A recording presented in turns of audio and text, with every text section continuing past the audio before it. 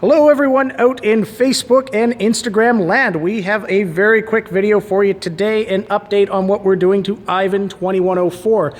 We have grabbed the Drift Stick Pro shifter and we've got the shifter portion installed because the drift stick requires a whole bunch of extra fabrication. But Shawn would really like to show you how this thing works.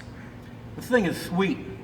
I love the way it sits. I love the movement of it. It's super short travel and rather precise. Give it a run. Go, go, go.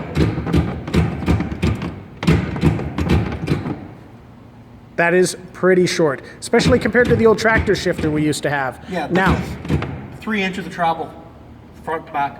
Now, mind you, the vice grips down there, those are temporary. We just have to get a clamp, but is what that nut does is that allow you to actually tune the angle of the shifter for your own driving comfort and precision. Yep. So you can actually have it so that it's more this way, all depends on how you are and your driving style and what's comfortable for you for shifting.